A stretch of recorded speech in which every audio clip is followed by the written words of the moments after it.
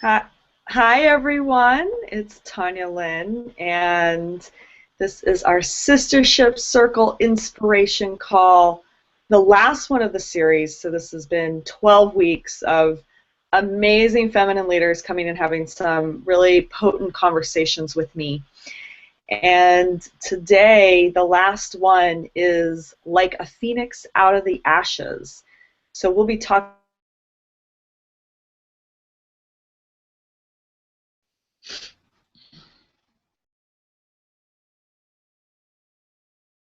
Be really powerful in your life, and celebration for just everything that we've been going through, everything that you've experienced. And so today I'm going to start as usual with a quote from my book and the last chapter. This is Open Your Heart, How to Be a New Generation Feminine Leader. And so at the end here, the wars today are like the fights on the playground. Grown men acting out the suppressed feelings that they felt as 5-year-olds. Grown men unable to effectively communicate the lack of safety they feel because they don't feel loved. Dominate, control, and manipulate to get what they want. The desire for power is an acting out to feel worthy. It comes from fear and scarcity. The power struggle comes from the illusion of separation and the fear of getting hurt. I'll hurt you before you hurt me. It's all coming from insecurity as a 5-year-old. Angry, afraid, and hurt little boys pretending to be men. The thing that stops us in our tracks and actually makes us think about our actions is when we think about our children. We see the innocence, the play, the joy, the love. The truth is there is no separation between us and our children. We are them. We have simply forgotten our own innocence. We have suppressed and shut down our own little girl, the little girl inside of us who feels so deeply. To make a difference, to change the world, we as women must allow ourselves to feel our little girl crying out. We must listen to her. We must love her. We must protect her. We must embody the feminine mother for ourselves first, and then embody the divine mother for our children and the earth. There is a process at work here to embody the mother.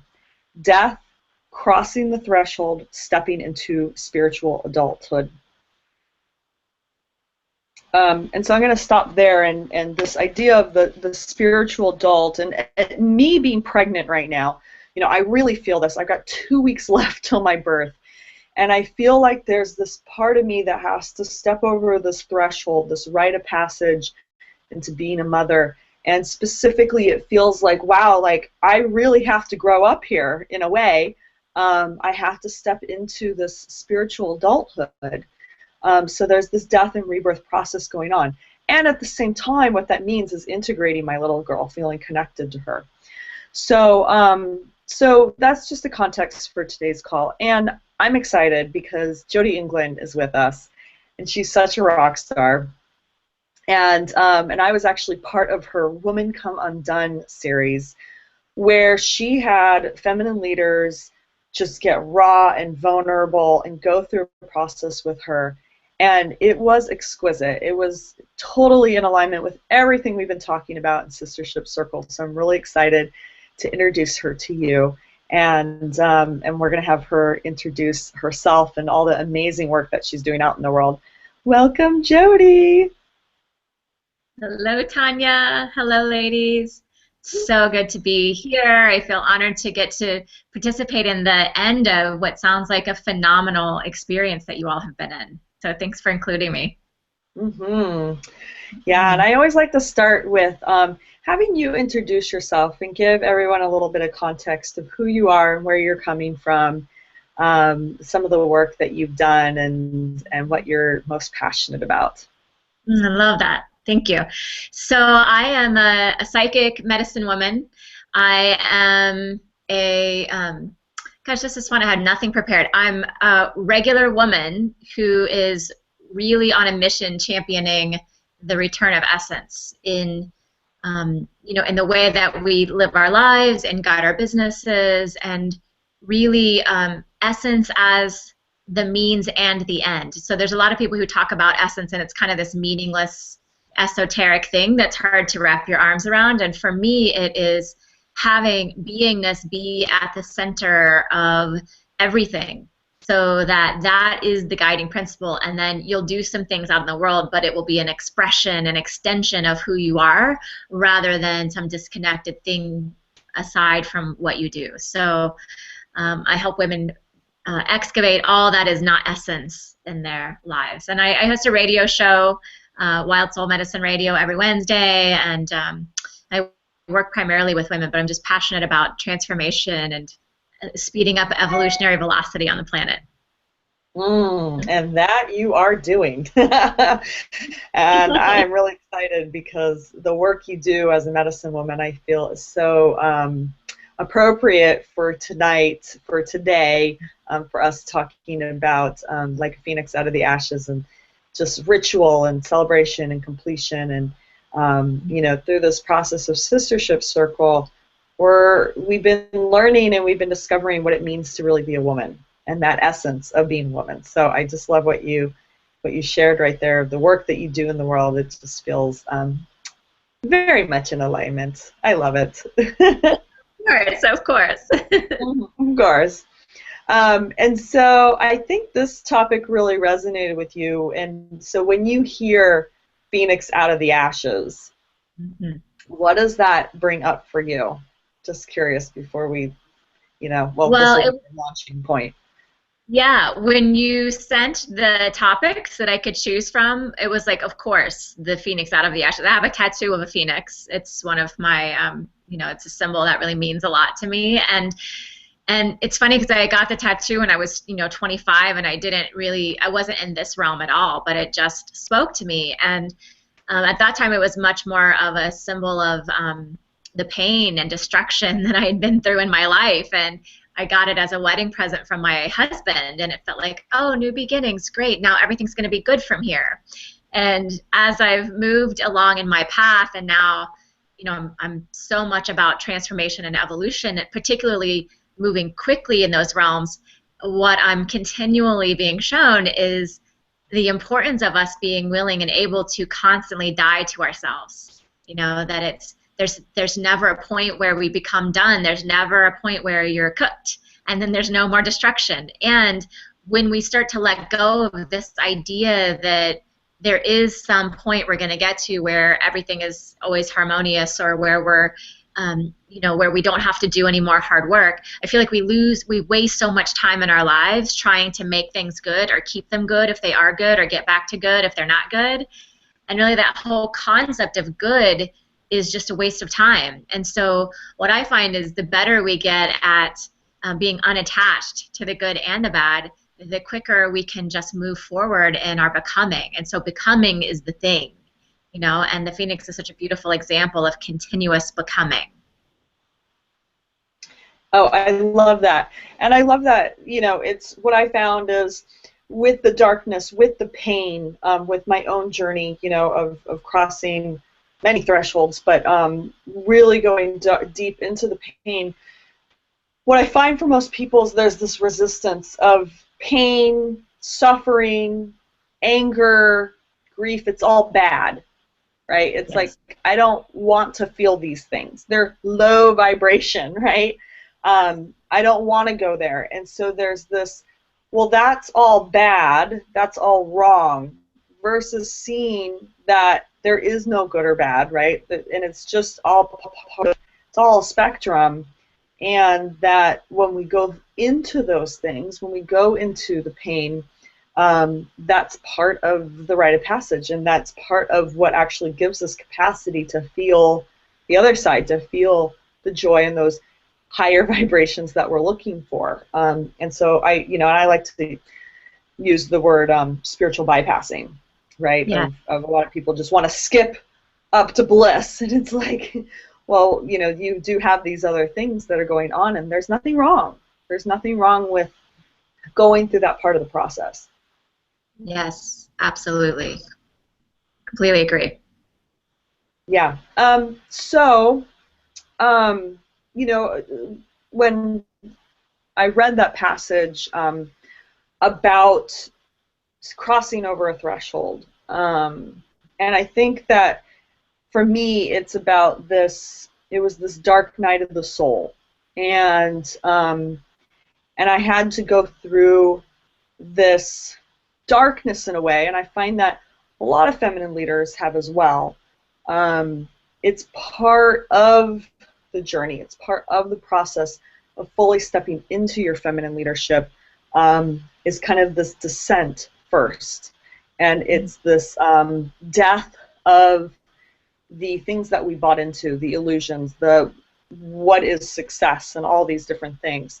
Have you, for yourself, had this type of dark night of the soul experience? Have you felt like in your own life that you've stepped over some kind of threshold and had this happen for you to really step into your feminine leadership? Yes, and I feel like it's, I do feel like it's ongoing. There are so many times, you know, and now it's almost like I seek them out sooner rather than later. It's like, where else can I die to something that's not me?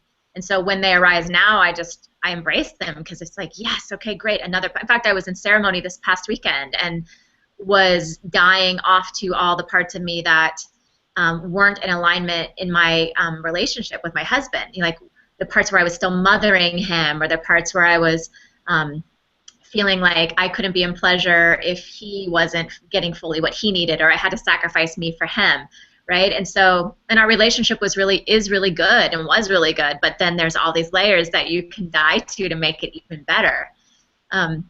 So thinking about my feminine leadership, I think, you know, there are just so many. I think there was early on, a very dark night of the soul for me was from the age of 14 to 21, I was in an abusive relationship with the guy that I was dating, and it was very dangerous and scary, and I really gave my power away.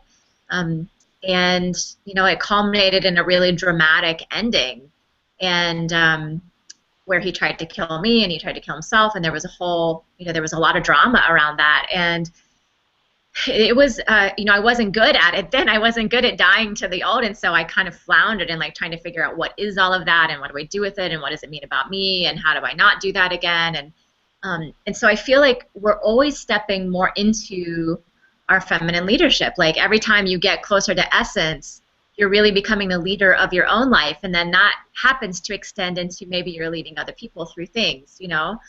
So at 21, I became more the leader of myself, understanding I have sovereignty and what's that look like. And then now at 42, I've stepped across that threshold so many times. You know, each time I put my work out there in the world, or put it out in a bigger way, or you know, speak my truth in front of my clients, or, you know, there's infinite opportunities, I think, for us to continue stepping in.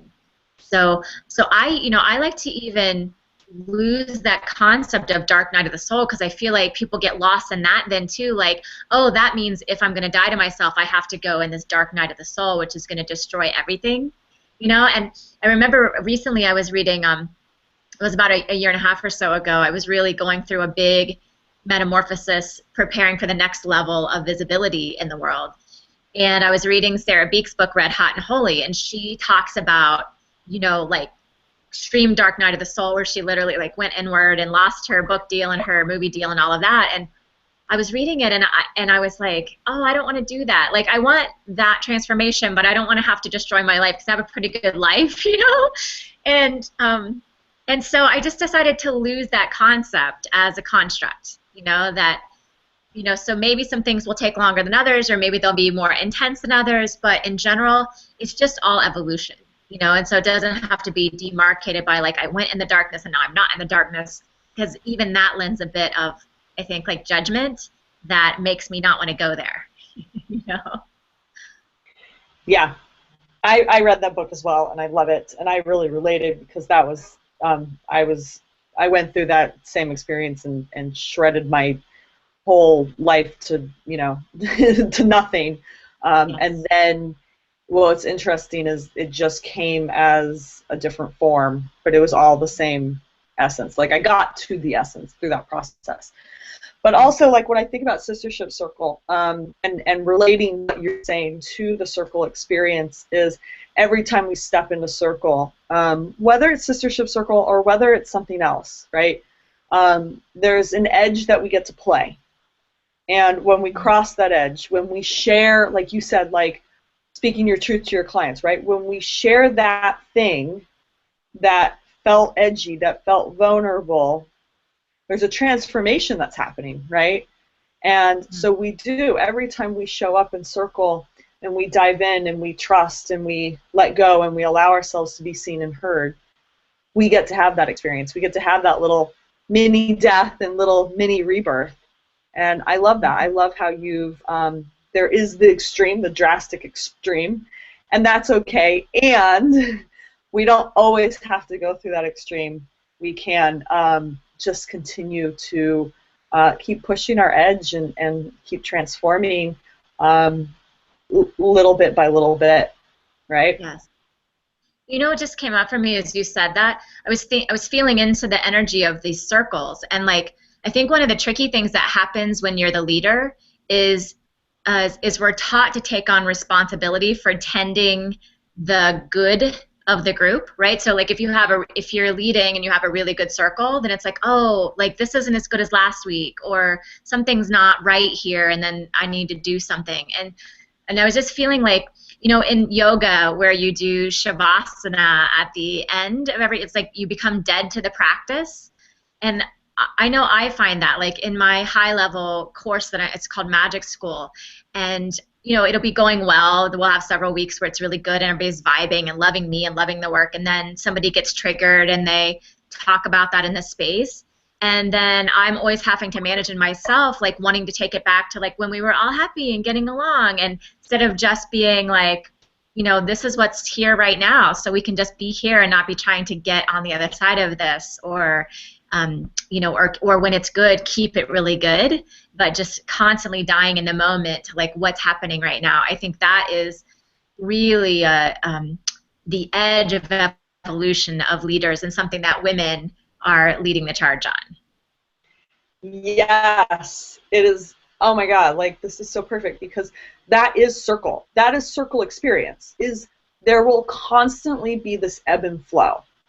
Yes. There will constantly like be an up and down. You know, we're not always going to be at a high. And I think women come in with the expectation that, oh, it's only going to be good, right? It's only going to be happy, and I'm only going to feel connected to my sisters.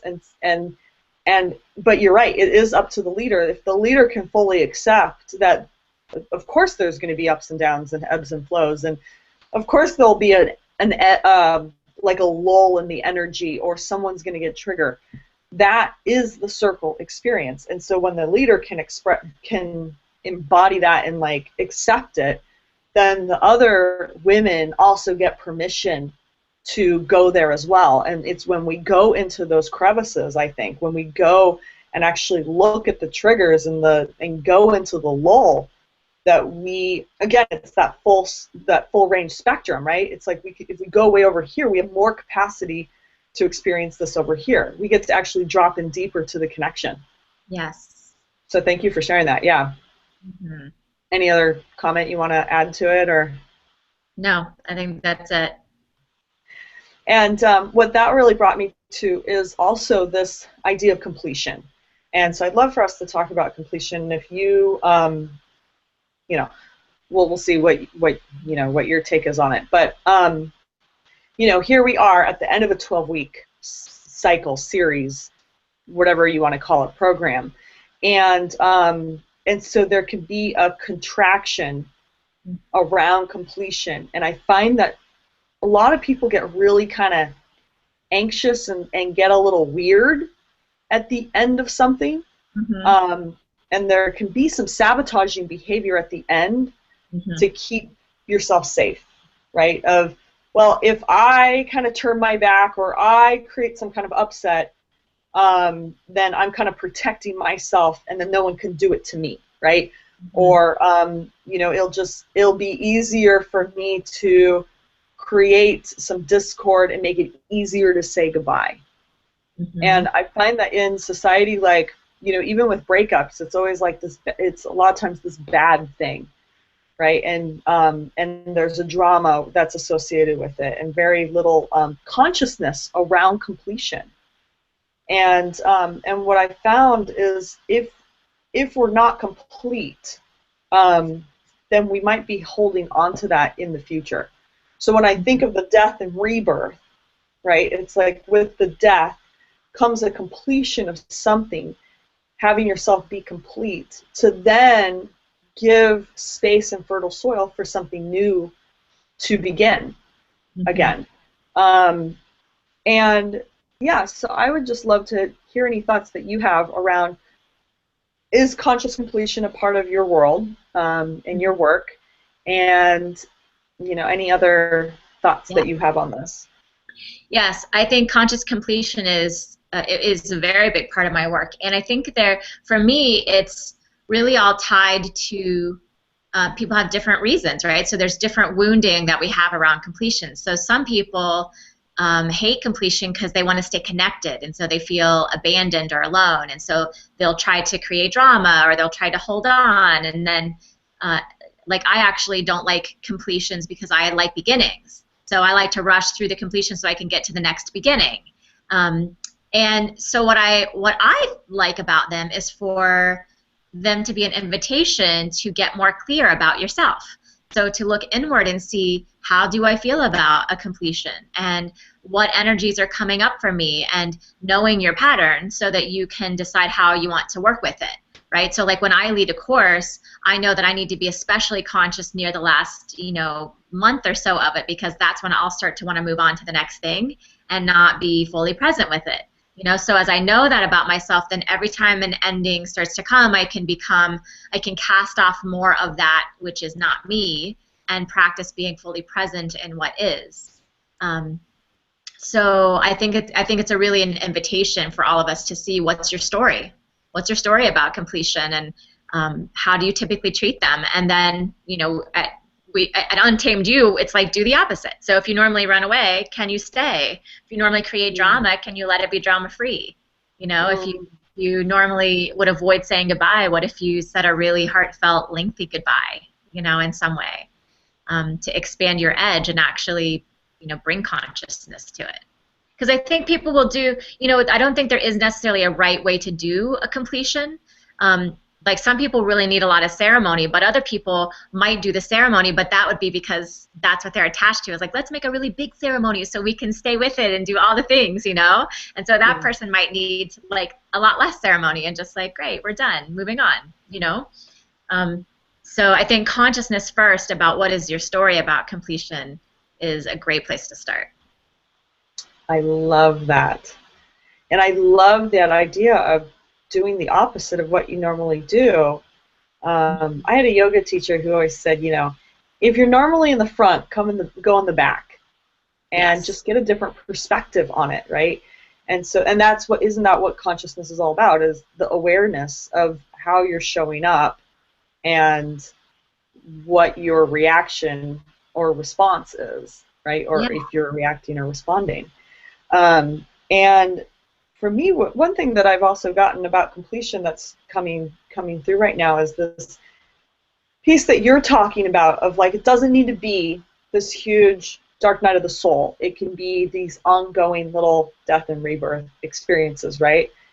And the same thing with completion is when we think about something being complete, it's about being whole. And a lot of times the completion doesn't actually have to come at the end of the program. What if we were constantly maintaining completion throughout the entire program? Meaning, and this is where in Sistership Circle we use withholds, and we're constantly clearing of, if you're holding on to anything, can you get that complete at any point, right? And so by the end, you don't have anything that is necessarily charged in your space, because you've been staying complete the whole time. And I think that's even, imagine if we did that in our lives of, making sure that we're communicating our truth at all times and we're not holding something back. And if we have a charge with someone who's in the program, that we're able to speak that, as it comes up in the moment versus holding it in. Yes. Yes, and I think even that invitation forces you to be choiceful about what you're holding on to. So hold it if you want, but at least you're not pretending that you're not. Like, no, I'm going to keep dragging that along with me for a few more circles.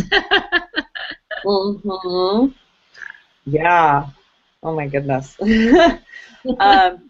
And then the other piece is celebration. Mm. And celebration, and I think this ties in perfectly what you were saying before, is there is no like good or bad, right? Can we celebrate the accomplishments, the highs, and can we also celebrate any of those lows or any of those things that we consider bad and see what the lesson was in it, Mm-hmm. right? And Yes. I think that that's part of the completion process. Mm-hmm. Yeah. Yes, I'm becoming a bigger and bigger fan of celebration. It's not something that I used to do very well, and I'm learning to celebrate everything.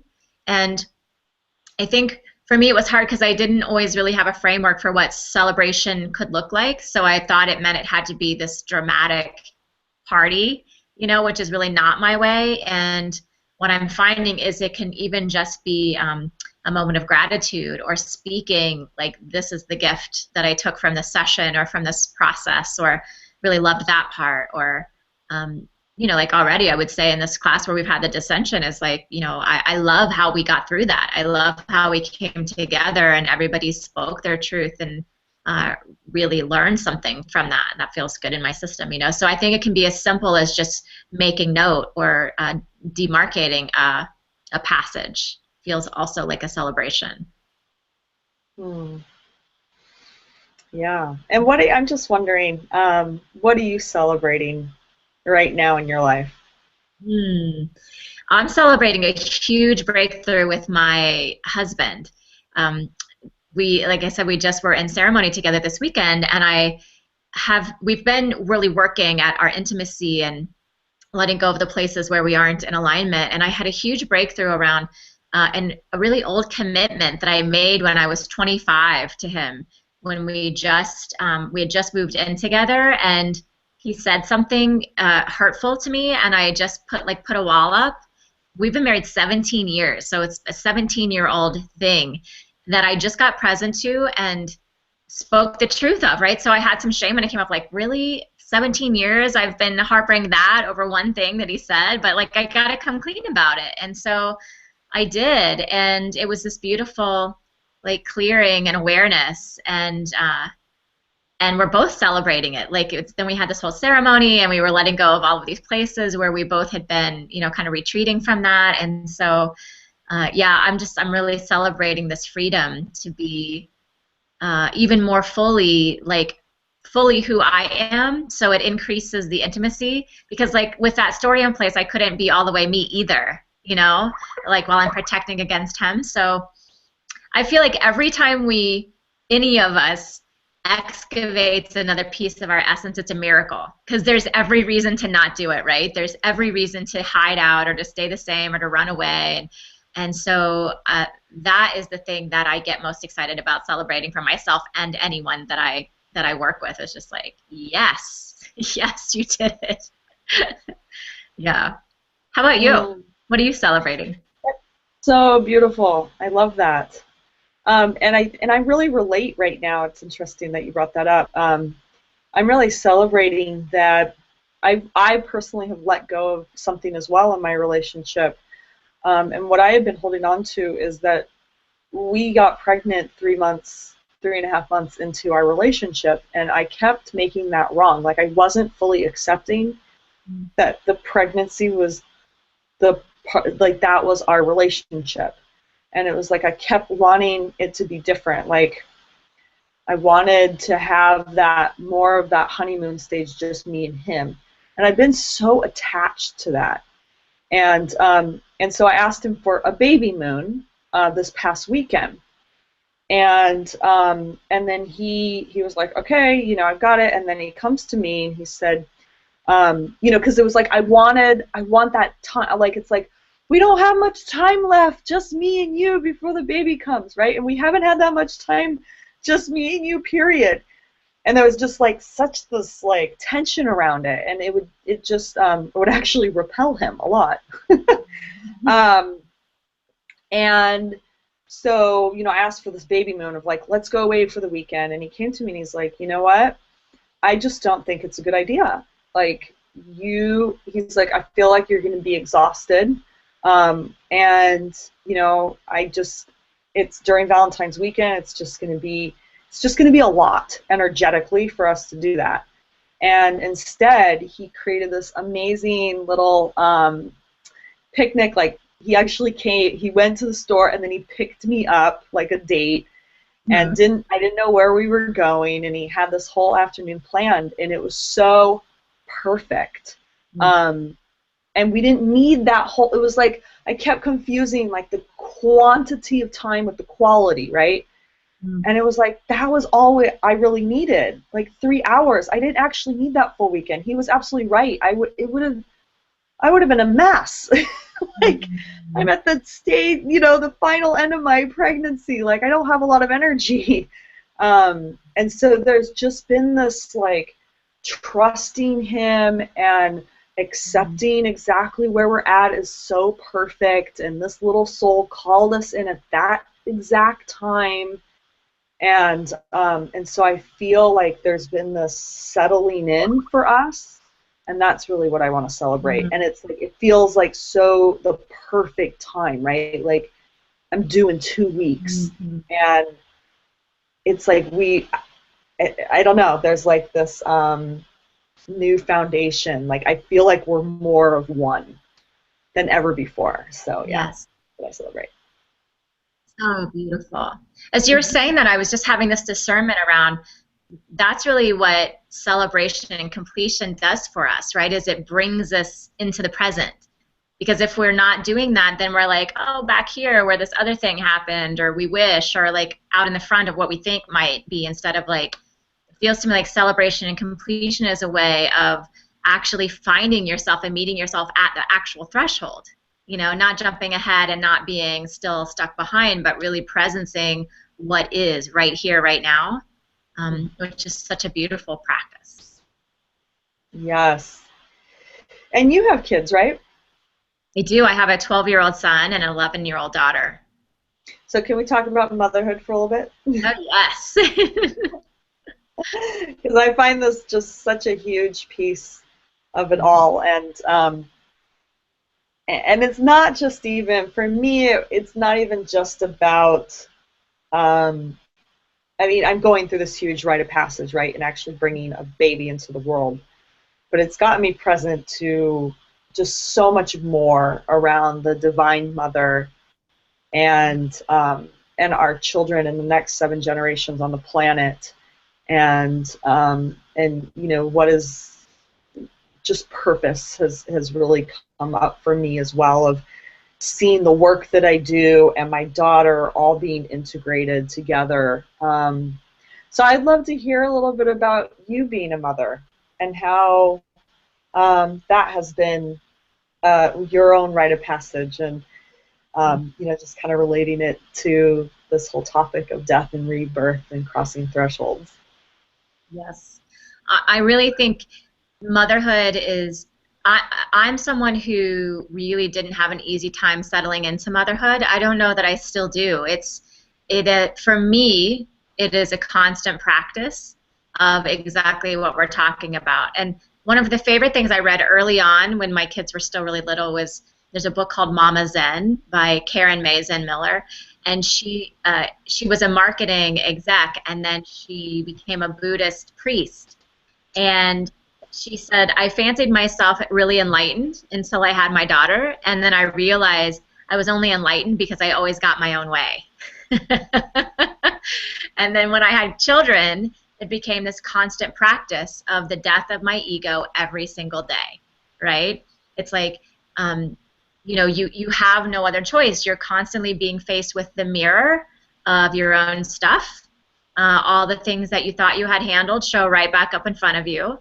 And there's this constant, for me, it just felt like a tug of war of like my needs or their needs, what's really the need, what's important. And then, you know, also just like everything you take for granted that you think you know, then they start talking back to you of like, well, why do we believe that? And why are we doing that? But you didn't do it over here, you know, and it's like, you never get the luxury of hiding out when you have kids. You know, it's like, I always say it's like it's hard enough to live your own life, right? Where you're like doing your own evolution and working these edges, and then you've got these other little people who are doing the same thing, and you're stewarding their lives too, So it really is gosh, it's a huge job, and I think, as a mother, it really does train you to embrace these thresholds because they change so quickly, and what they love one moment, they're done with the next moment, and they force you to really,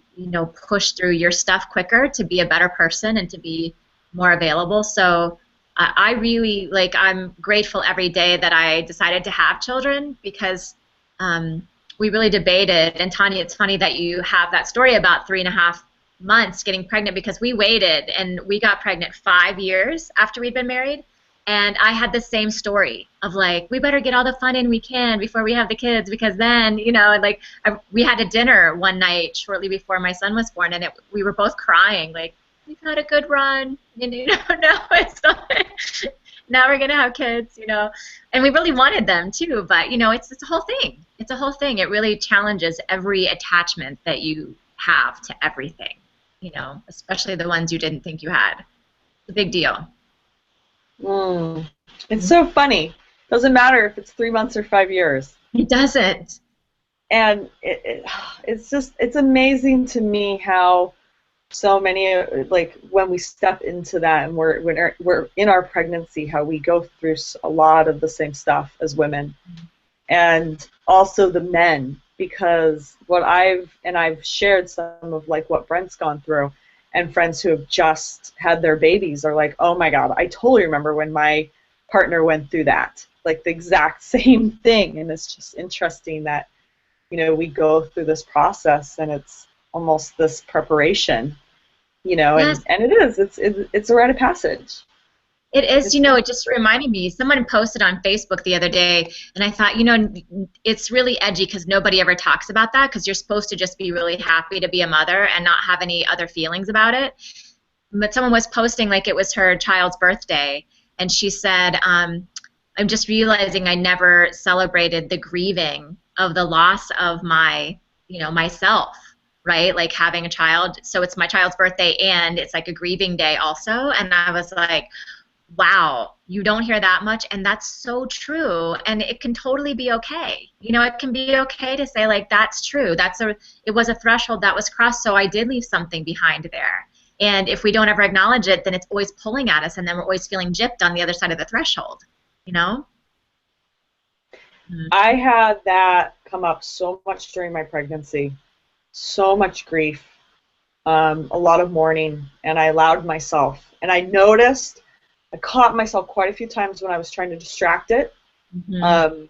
Like my whole process of like, I need to plan my wedding now. And people thought I was nuts. I would have everyone saying like, why are you doing that right now? I was like, well, I'm not going to be able to do it when the baby comes. I need to get my date and I need to have my venue and blah, blah, blah. And it just didn't feel good. It felt icky. Every single time I went to a venue, every time I had a conversation about it, I would have all this stuff. And I finally realized, I'm like, oh my God, I'm just distracting myself from what's actually right in front of my face, which is having a baby. Like one big life event at a time. Yes. And I had to let it go. And it was huge. And it was so funny how Brent was like, oh, babe, I told you that like a long time ago. Thank God you finally figured it out, And even my mother, who's so excited about my wedding day, is like, yeah, that feels so much better for us to not be doing this right now. So, yeah, Yes. The grief. And I think that's just part of all of it. It's like when I think about the phoenix in the coming out of the ashes and going into the fire, there is grief, there is mourning, there is anger. There are all those feelings, there's pain that's associated with that. Same with childbirth, right? But isn't that all? That's all part of it. Yes, it is. It is all part of it. Actually, recently I've been having a whole renaissance with my body because I never grieved the loss of my body the way that it was. And I've been paying attention to like healing my episiotomy scars and can you believe this? My son is 12. I've never looked at my episiotomy scar. Never saw it. I was just like, okay, that area is not happening for me anymore. So, you know, even when I would have sex and I would do stuff, but it was a completely different kind of a connection than what I had to it in the past, where I was very sexual and very in my body, you know, in different ways. And so I'm really just getting present to even that again, like we don't talk about that, but it's a full-bodied, like, you know, each part of your body can be a celebration and a noting of a threshold, like these are my new breasts after breastfeeding, let me see them and be with them, and mourn what was and be with what is. And, you know, it's just a beautiful practice. And so interesting how so many, you know, our whole society is about get the Botox, get the fake boobs, get the liposuction, like don't accept where your body's at. You know, this constant like, oh, I want things to be the way they were. I want things to be the way they were, right? And that constant trying to get, it's just there's no self-acceptance in that. And so that's such a beautiful example that you just brought up. Oh, I love that. Mm-hmm. Yeah. All right, so we're wrapping up here. What a great ending here, and I'm so glad, Jody, that you got to be part of it. And you know, and it's at the same time, this isn't the end, right? This is the completion of a 12-week series, but it's also a birth in a way as well. And all these amazing feminine leaders who you, the listener, got to experience and learn about. And so there's new relationships being formed through this process, and there's things that are to come, right? We're crossing over a threshold into being a new woman as you've been through this experience with us. So, Jody, tell us a little bit about how people can find you. And, you know, you mentioned a radio show. People might be interested in that, and your website. So tell us what you got going on. Sure. And how people can find you. Absolutely. You can find us weekly, Wednesdays at noon Eastern Time on at www.wildsoulmedicine.com, wildsoulmedicine.com. All the shows are free, and actually we did a really cool completion exercise the first of the year. So our first show in January you'll find in the archives, and we did a whole process of like how do you complete the year before and then start with new energy. So that just occurred to me, but that would be a great place to find it. And then our main website is untamedyou.com. And what can people find at Untamed You? Well, we do all kinds of classes. We have one coming out the first quarter of the year, which is called Understanding Your Soul Medicine Path, and we talk to you about your like your core wound and what is the path of your soul, and it will tell you it's like this whole system for telling you things like why do you not like endings, and you know really everything in your life, every preference that you have, you know, the job that you're supposed to do, the medicine that is yours on both sides of the path, the gift side and the learning side. It takes you through all of that. So that's coming up, and if you sign up if you join us over there, then we'll tell you when that's happening, and you can play with us there too. Awesome. Well, thank you, everyone, and this has just been amazing to have this experience and be just sharing all the wisdom from these feminine leaders and one amazing man, Arjuna. It was just so great having that one token male, like, you know, bringing the masculine energy into our circle. And so in completion of the 12 weeks, I want to read something to you. And this is the stand that we can take as women. And so I invite you to stand with me. I am bold enough to use my voice for good, courageous enough to admit when I'm wrong, strong enough to be vulnerable, audacious enough to love someone who hates, daring enough to accept someone who's done me wrong, tough enough to wear my heart on my sleeve, resolute enough to take care of my body, risky enough to forgive, undaunted enough to take a stand. And I'm taking a stand that we join together as one tribe on the planet right now so that future generations can look back and thank us for the work that we've done in collaboration. So thank you for being part of the sistership. It does not end. There's the sistership is constantly expanding. It's about all of us women being connected and co-creating this planet, you know, co-creating energy together to make the world a harmonious place. So thank you for being part of this.